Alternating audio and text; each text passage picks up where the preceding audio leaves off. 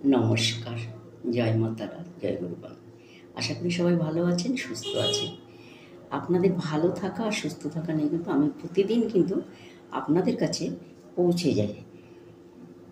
কারণ আপনাদের কিভাবে সমস্যা থেকে বের করতে পারবো, কিভাবে রিলিফ দেব,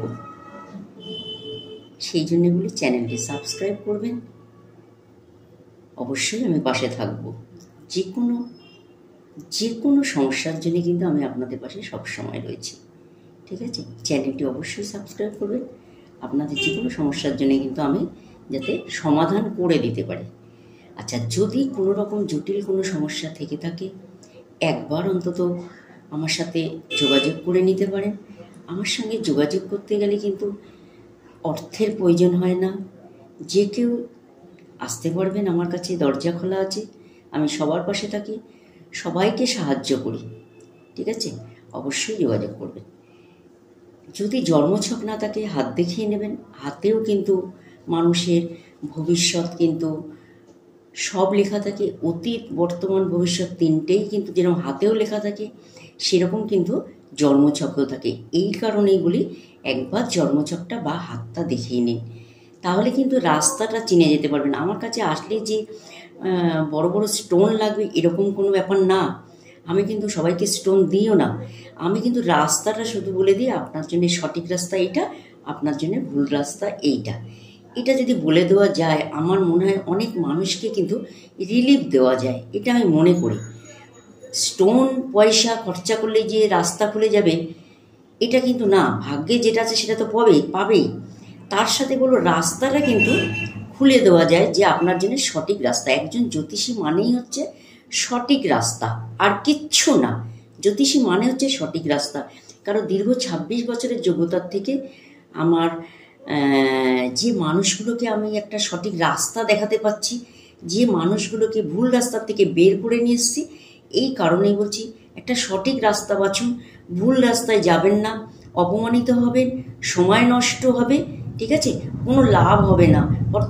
হয়তো অর্থও ব্যয় করে ফেলছেন ভুল রাস্তায় গিয়ে। এটা কখনোই করবেন না, আমি সবাইকে বলি। কারণ একবার যদি ভুল ডিরেকশন নিয়ে ফেলেন না, কিছু কিছু জায়গার থেকে হয়তো শুধরানোর রাস্তাই পাওয়া যায় না, বা ব্যাকে আসা সেই জায়গায় থাকে না। এমনই ভুল রাস্তা হয়তো মানুষ চিনে নেয়। যাই হোক, এবার কাজের কথায় আসছি।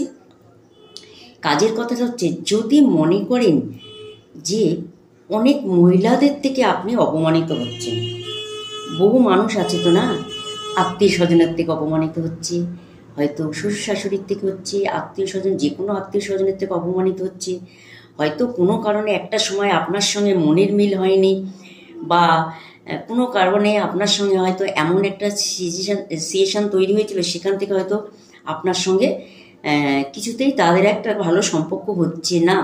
যেই সম্পর্কটা এমন একটা জায়গায় চলে গেছে, হয়তো আপনি মনে মনে খুব কষ্ট পাচ্ছেন যে সম্পর্কটা যাতে ভালো হয়ে যায়, বা সেগুলো যে ভুল সম্পর্কগুলো যেন সঠিক জায়গায় আবার আগের মতো চলে আসে, বা যে যতটা ভুল বোঝাবুঝি হয়েছিল সেটা যেন ঠিক হয়ে যায়, মিটে যায়। সবার মধ্যে সবার ভুল বোঝাবুঝিটা মিটে যায়।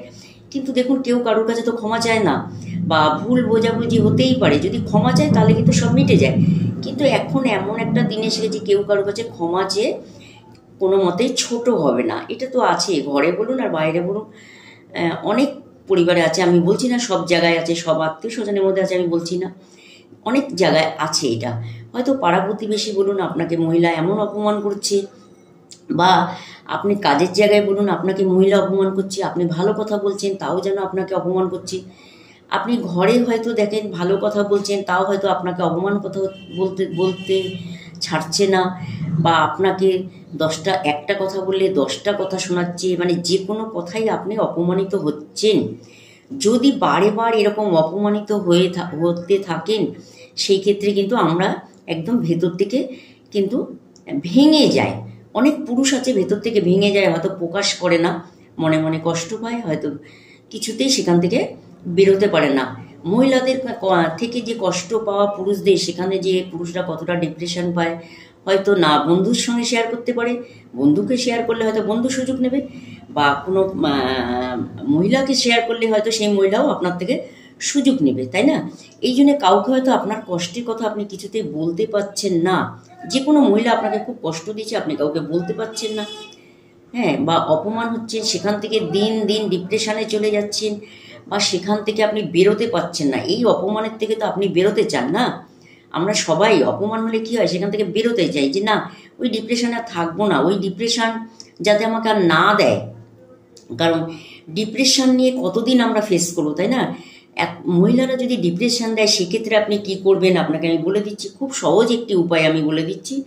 মহিলারা কিন্তু আপনাকে আর ডিপ্রেশন দেবে না, বা আপনাকে অপমানিত করবে না, আপনাকে ছোট করবে না, বা আপনাকে কোনো জায়গায় যখন তখন যে ছোট করে কথা বলা, সেগুলো কিন্তু বলবে না। অনেক মহিলারা তো বলে, আমি বলি না, সবাই বলে, অনেক মহিলা আছে যেহেতু সম্মান দেয় মানুষকে, প্রচুর সম্মান দেয় মানুষকে, শ্রদ্ধা করে, অহংকার দেখায় না, এরকম আছে। কিন্তু যারা অহংকার দেখায়, অসম্মান করে, তাদের ক্ষেত্রে বলছি, তারা কি করবেন? যদি বারে বার অসম্মানিত হচ্ছেন, অপমানিত হচ্ছেন, সেটা কাজের ক্ষেত্রে হতে পারে, ঘরে হতে পারে, বাইরে হতে পারে, সমাজে হতে পারে, সেই ক্ষেত্রে আপনি কি করবেন আমি বলে দিচ্ছি।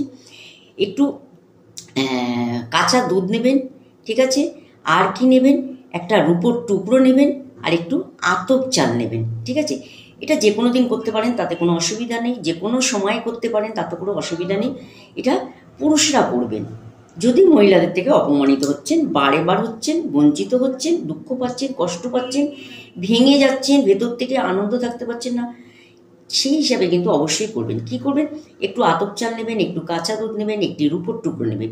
নিয়ে এই তিনটে জিনিসকে আপনি নিয়ে কি করবেন? একটু একটা পাত্রের মধ্যে আপনি এটিকে ভিজিয়ে রাখবেন।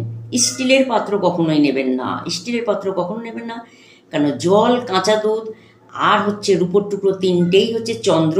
চন্দ্র হচ্ছে মন মানসিকতা, চন্দ্র হচ্ছে আমাদের যে কোনো মহিলা, চন্দ্র হচ্ছে মেয়ে সন্তান, চন্দ্র হচ্ছে কন্যা, চন্দ্র হচ্ছে দিদি, মাসি, পিসি, যে কোনো মহিলার ক্ষেত্রে কিন্তু আমরা চন্দ্রকে দেখি। তা চন্দ্রর থেকে যদি ডিপ্রেশন পান, সেক্ষেত্রে কাঁচা দুধ আর একটি রূপোর টুকরো, একটি রূপোর পাত নেবেন বা একটি রূপোর টুকরো নেবেন, আগে এটি জোগাড় করে রাখবেন। তার সাথে একটি আতপ চাল নেবেন, ঠিক আছে? নিয়ে তিনটেকে একসাথে আপনি জলের মধ্যে দুধের মধ্যে ভিজিয়ে রাখবেন। তারপরে ভিজিয়ে রাখার পর কিছুক্ষণ পরে আপনি ওই তিনটে জিনিসকে তুলে আপনি যে কোনো একটা মাটি কুড়ে সেখানে শুধু এই তিনটে জিনিসকে পুঁতে দিন।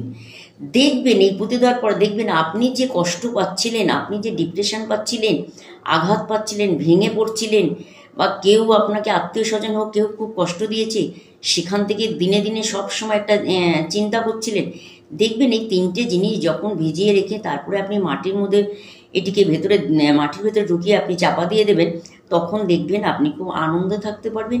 এবং কোনো মহিলারা কিন্তু আপনাকে কিন্তু হেডেক দেবে না, যন্ত্রণা দেবে না, কষ্ট দেবে না, বা যারা দিয়েছে তাদের থেকেও কিন্তু আপনি ভুলে যাবেন, বা তাদের সঙ্গেও কিন্তু একটা সুসম্পর্ক কিন্তু তৈরি হবে, ঠিক আছে? এটা যে কোনো মেয়েও যদি আপনাকে কষ্ট দিয়ে থাকে অবশ্যই করবেন। আপনার যে কোনো সন্তান যদি কষ্ট দিয়ে থাকে, যে কোনো সন্তান, সেক্ষেত্রে করবেন। কোনো কাজের জায়গায় যদি কোনো মহিলা বা রাস্তাঘাটে কোনো মহিলা যদি অপমান করে থাকে, সেটাও তো আপনি সহ্য করতে পারছেন না, সেক্ষেত্রেও করবেন। যে কোনো মহিলাদের থেকে অপমানিত হয়েছেন, সেক্ষেত্রে ভুলে যাওয়ার জন্যে, বা কোনো মহিলা যাতে আপনাকে অপমান না করতে পারে, সেই ক্ষেত্রে কিন্তু অবশ্যই এটা করবেন। দেখুন, আমি দাদা ভাইদের জন্য বা পুরুষদের জন্য হয়তো সেরকম কিছু দিই না। ওনাদের অনেক আমাকে অবজেকশন করে, দিদিভাই শুধু আপনি দিদিভাইদের জন্যই দিচ্ছেন, আমাদের কোনো কিছু সুরাহা করে দিচ্ছেন না, যাতে আমরা এই ধরনের সমস্যা থেকে বেরোতে পারি। সেই জন্যে বললাম এটি করবেন, অবশ্যই আপনারা কিন্তু সমস্যার থেকে বেরোতে পারবেন, ঠিক আছে? অবশ্যই ভালো থাকবেন, সুস্থ থাকবেন, সবাইকে ভালো রাখবেন। নমস্কার।